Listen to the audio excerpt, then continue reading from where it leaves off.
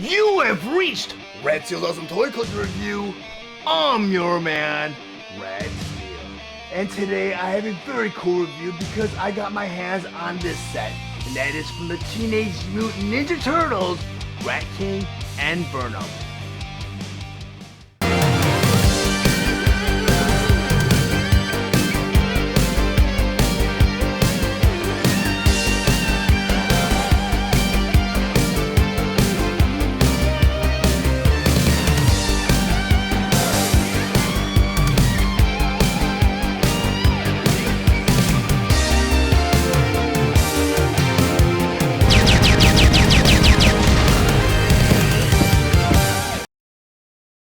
Teenage Mutant Ninja Turtles, Rat King, and Vernom. But before I get to the actual review, I just want to go over some of the spectacular details on this packaging. Up front here, that typical display window showing you the figure and all of his accessories inside. Then on top of the box here, you have the Nickelodeon logo, and you also have the Teenage Mutant Ninja Turtles logo. Then on the front of the packaging here, you have a couple pictures which are based on the animated model from the original Teenage Mutant Ninja Turtles cartoon series from the 80s and 90s. Then on the side of the box here, you have a picture of the actual figure. Then on the other side of the box, you have another picture of the actual figure. Then on the back of the box, you have all of the figure's features. Over here, you have the Nickelodeon logo again, along with the Teenage Mutant Ninja Turtles logo. Then over here it says Rat King and Vernom, and down here there's like a kind of a makeshift profile which reads, after being accidentally exposed to radioactive ooze, 4 ordinary household pets are transformed into a band of rice-cracking, pizza-loving, villain-dicing adolescent reptiles.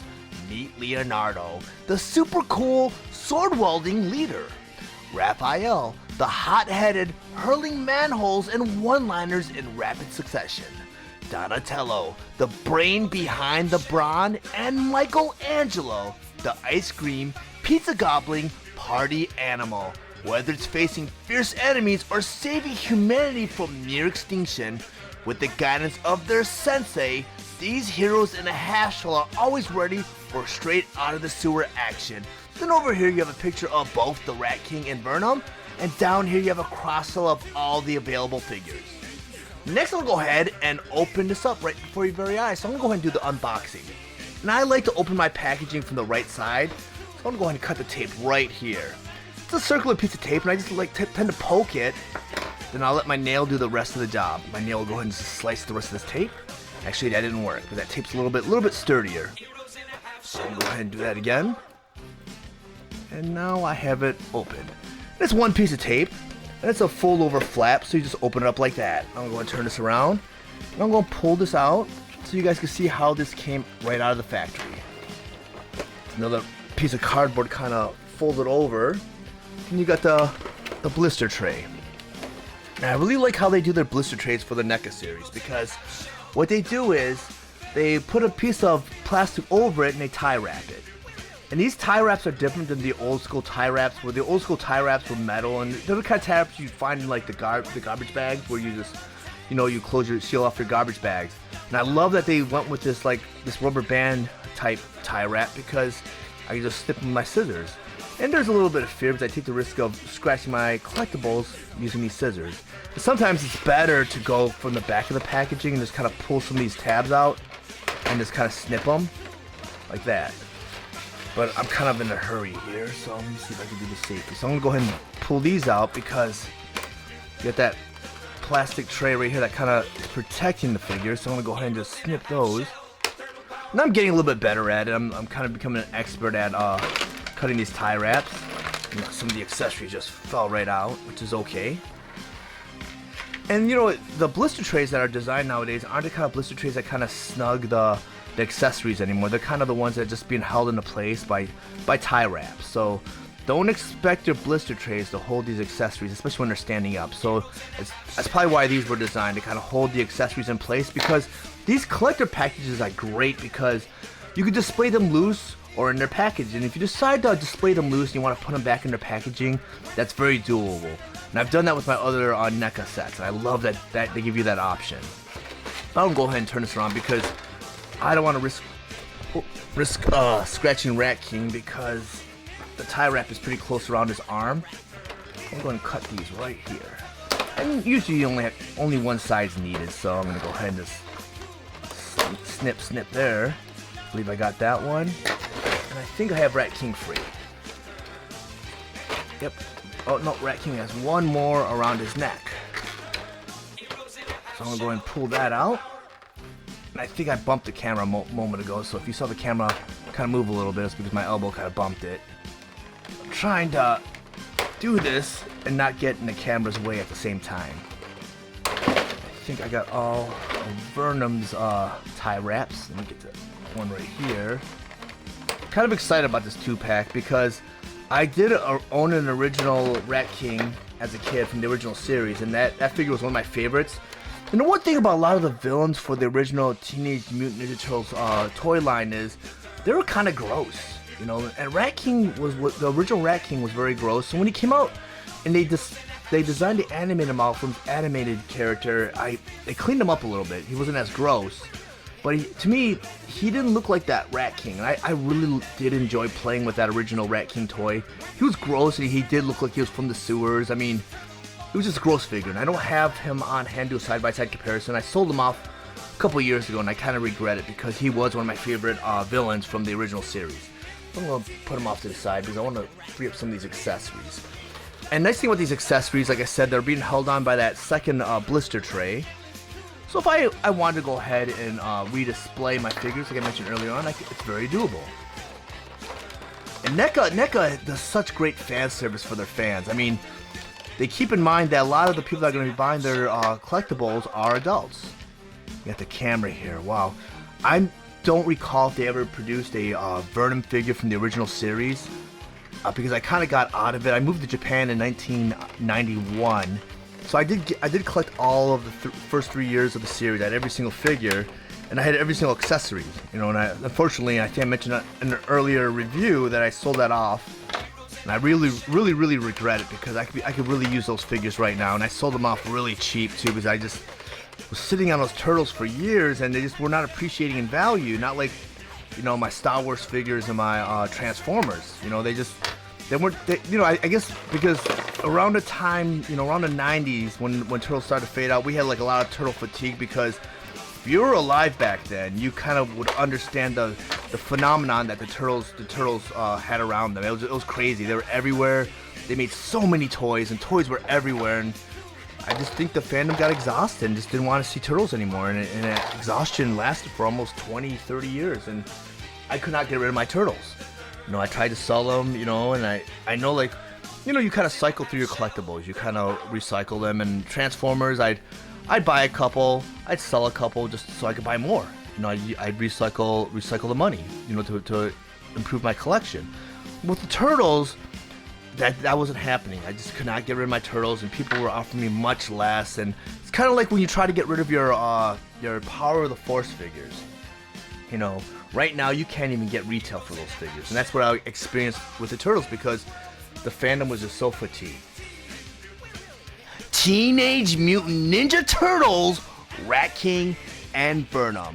Rat King and Vernom were released on February of 2021 with the suggested retail price of $54.99, and they're available exclusively at Target. Each figure has multiple points of articulation for dynamic posability. Their accessories include a Channel 6 camera, interchangeable were-rat head, 2 interchangeable were-rat hands, 6 swappable hands, 3 soda grenades, a mutagen canister with removable cap, a flute, 3 pet rats, and a bandolier.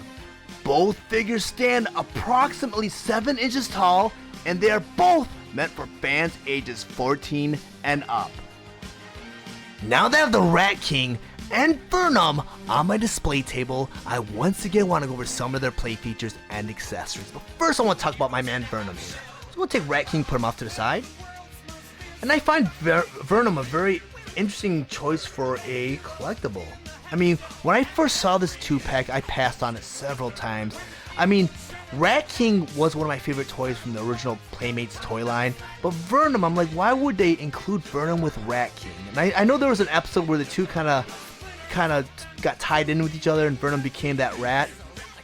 But I vaguely remember that series, but I'll get into that later.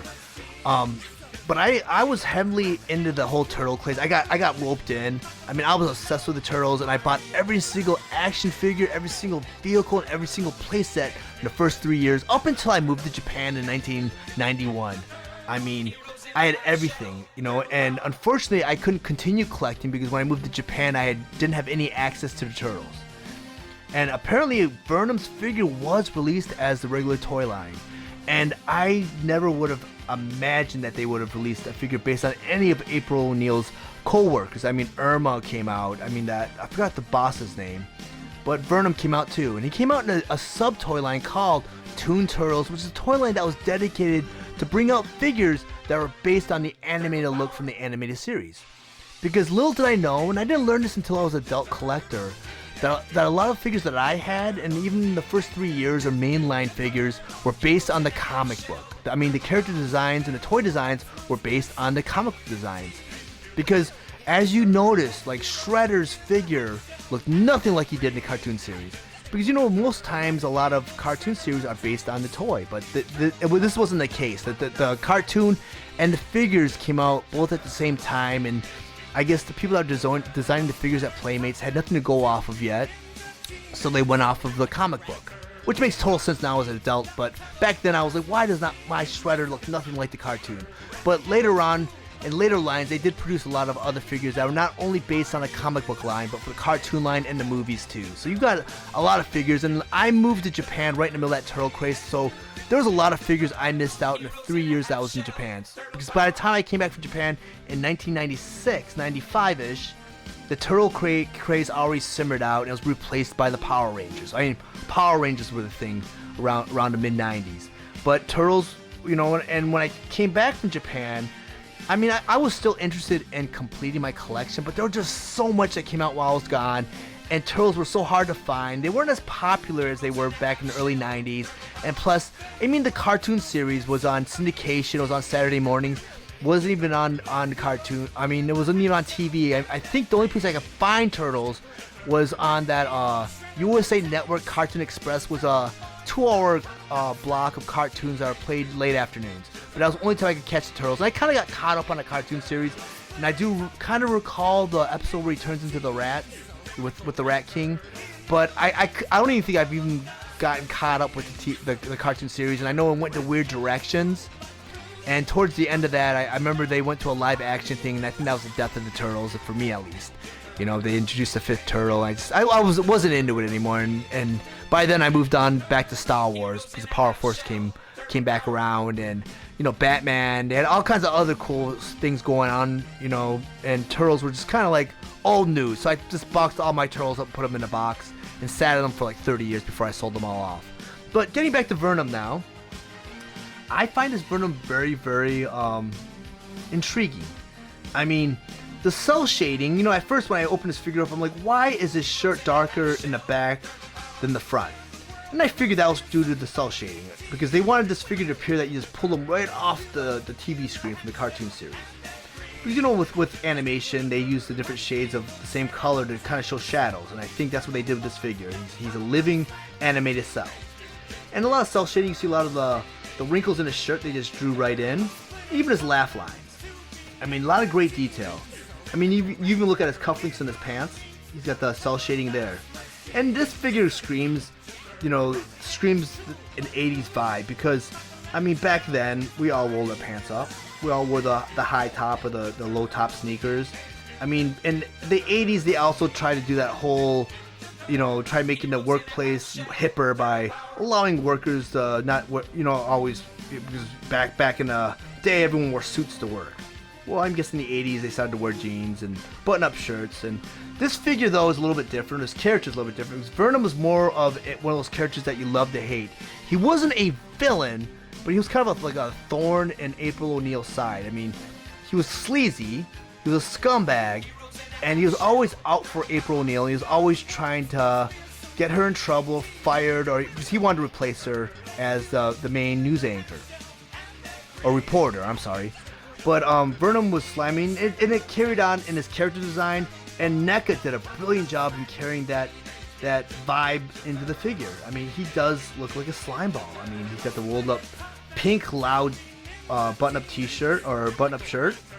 I mean, you got the molded detail in the tie, which is really cool. I mean, it's molded out of a gray plastic, and you can't even tell that it's, you know, it looks like it's painted on, but I mean, it's brilliant.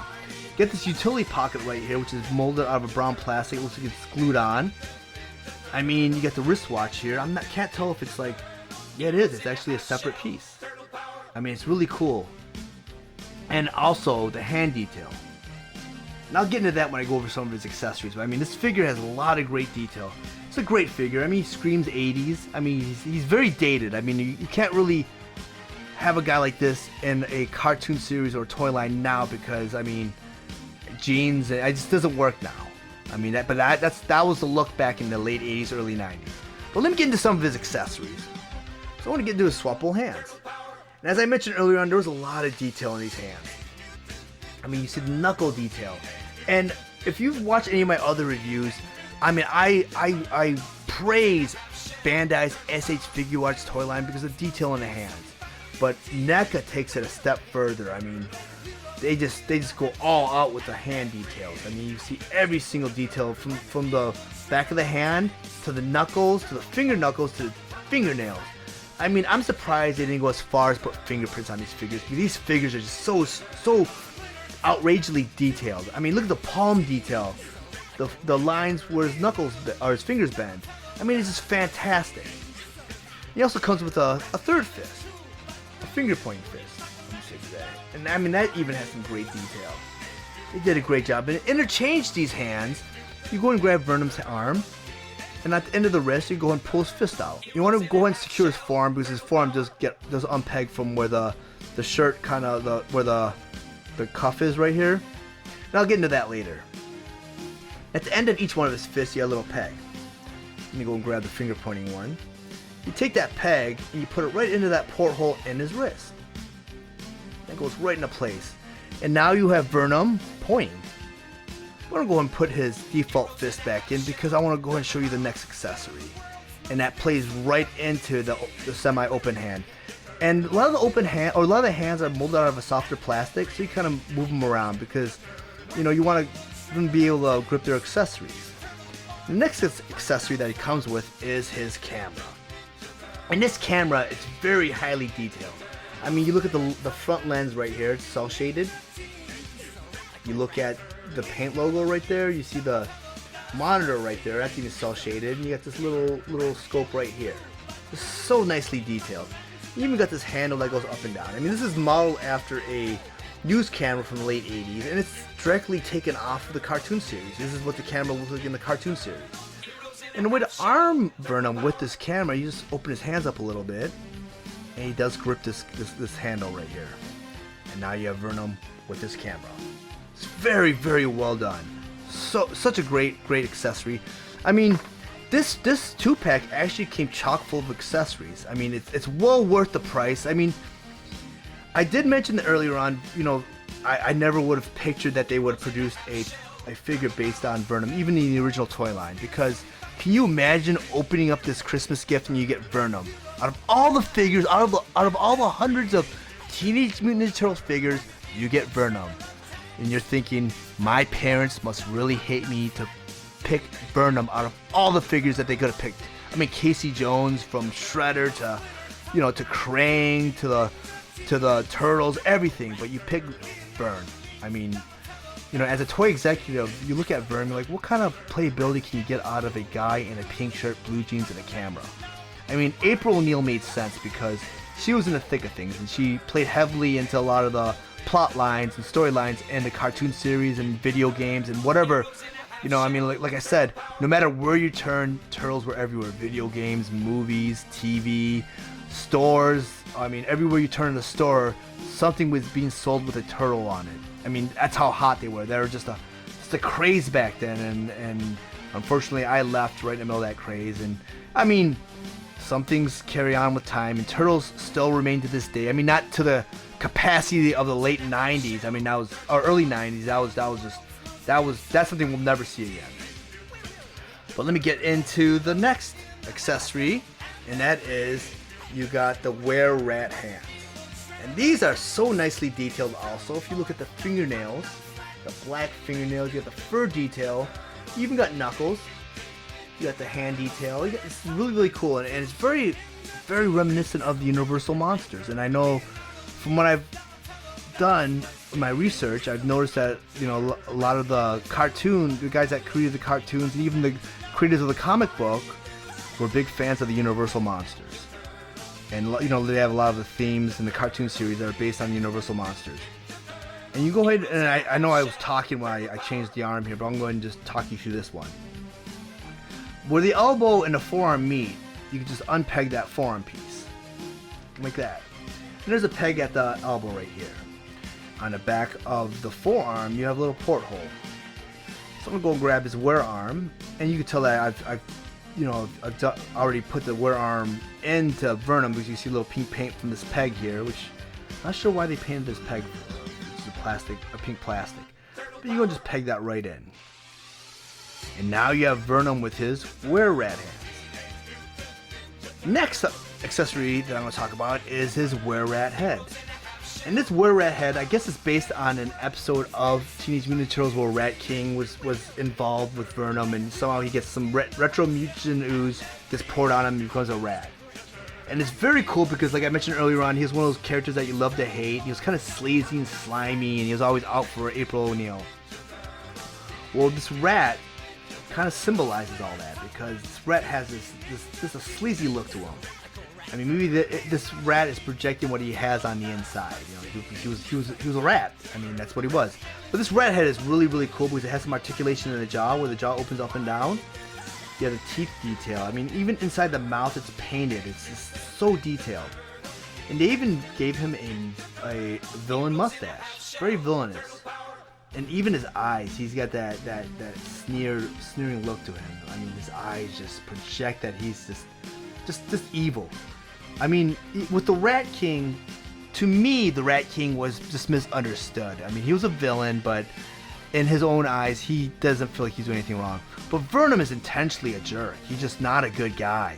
And I think it's a very cool two-pack, because I think Vernom's the actual villain out of the two of these figures. But you go and you pop out Vernom's head, and the difference with Vernom's head, with his interchangeability and other action figures, is usually you have the figure come out from the bottom of the head. You have like a little ball socket joint on the bottom of the head. Now ports right into the neck. Well, here you have the whole neck that comes off, which, I mean, it gives him that jutting look, and it kind of adds to that whole with his, you know, that jutting neck. Kind of gives him that whole look where, you know, this guy's got a long neck. He's sleazy. He just has every characteristic of a slime ball. I want to go ahead and put this head off to the side and bring in his were-rat head. I'm going to peg that right in. You want to make sure this ball socket joint's right in the middle, because it does move around. There's some articulation in this ball socket. And on the bottom of the neck, you have a ball socket hole. You just go and just plug that in. You got to kind of shift it around a little bit. It does eventually pop into place like that. And the were-rat head, though, to me, it appears a little bit longer than the actual Vern head. And it's giving me a little bit of trouble because it's very tight, which, you know, I can't complain about, because you want your collectibles to be tight. But now you have Vernom and his full rat gear.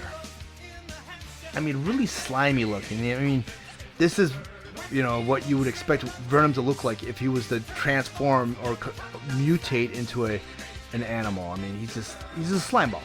You know, not a great character. But I'm gonna go ahead and change his head. But he is a great figure. You know, I can't rave enough about how great this figure is. He's probably one of my top favorite figures from this toy line now. You know, you can even see like the Adam's apple and the detail like that. It's so nicely done. I'm going to change his arms, and I'm going to go ahead and put his default character back together again. Just so nicely done. And you know, you see how easy everything interchanges. I mean, I'm going back and forth between all the different heads and hands right in front of your very eyes. And this figure is very new to me. I'm going to go and take all those accessories, put them off to the side, because I want to go ahead and talk about the next figure. So I'll put Vernom off to the side also. I want to talk about the Rat King. This Rat King figure, to me, is very interesting. And I'm kind of going to go over some of his backstory too, because with the original toy line, Rat King was way different. I mean, he was based on a comic book, but the original Rat King, and I had one as a kid, and I sold it off a couple years ago, which I deeply regret. And I'll probably end up buying them back again because I love the original Playmates Turtles. Those figures are awesome. But they really toned him down when they animated Rat King. I mean, Rat King was just, he was gross. He was a gross figure. He had a loincloth that was actually a dead cat. I mean, a toy with a dead cat. Can you imagine that? And his face was greatly deformed. I mean, if you guys were Goonie fans, you remember Chomp? He had that face. I mean, he had the deformed face. His eyes were bloodshot. He had blotches of hair missing. He was just greatly deformed.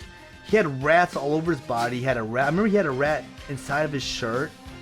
I mean, even some of his weapons were toned down for the anime series too. I mean, he came with a grappling hook that were actually 2 rats at the end of it. And he also came with a crossbow that shot rats. But that I guess that didn't happen in the cartoon series, and I can't really remember, and I didn't really do my research before I did this review. So I don't know how they really portrayed the Rat King, but I do remember as a kid watching that show and seeing the Rat King and thinking, wow, that Rat King just does not look like my toy.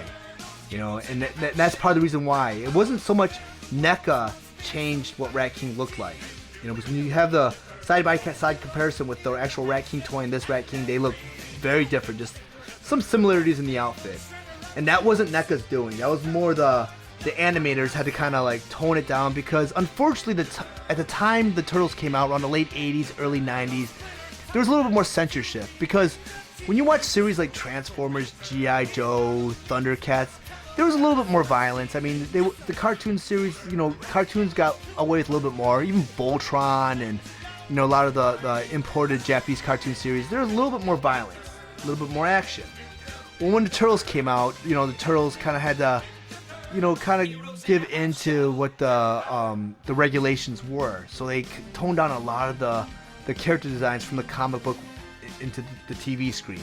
So Rat King was one of those things where he looks normal. He actually looks like kind of like the guy you see that would, maybe he was an ex-football player that had fallen on hard times and became the Rat King. Not like the original toy where he was actually, looked like he was either ravaged by the mutant, something happened to him where he became the Rat King, and he was a gross figure. Just very gross.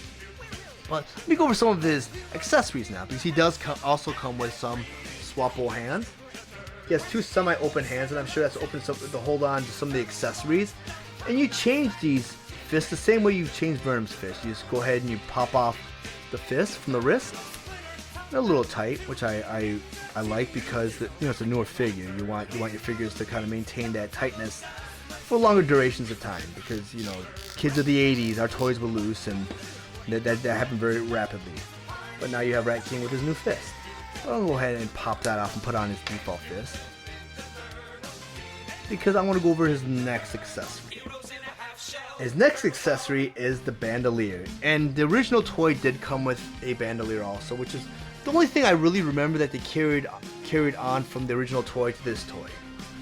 And he does come with the soda can grenades, which I remember being casted in a blue. And the cool thing is they actually go into the bandolier, so you can actually store your weapons while Rat King is walking around. So we'll go ahead and put these soda cans in his bandolier. And his bandolier is one piece. It's like one bandolier. It's not like a thing where you could close the belt around Rat King. And you can put the bandolier over his shoulder, over his head. Like that. So it's a real bandolier. Really, really cool accessory. Unfortunately, he did not get his crossbow, and he does not have his grappling hook, which I'm a little disappointed in, but I guess maybe that wasn't featured in that specific episode. But he does come with a flute. And I guess he was more of a Pied Piper, and his flute has a lot of great detail. When you look inside the flute, it's got that blue paint detail. Even a lot of detail. I mean, the detail is fantastic. As small as this flute is, they got a lot of the detail in there. But I don't see a way to peg the flute into Rat King's mouth because I see a little peg right there, and maybe I think that's just part of the flute. It's so detailed. I'm gonna go ahead and put that off to the side. Because you also get, oh, I forgot to show this to you guys. You also get a third fist, a finger pointing fist, and it works the same way as the other two fists. And you also get 3 rats.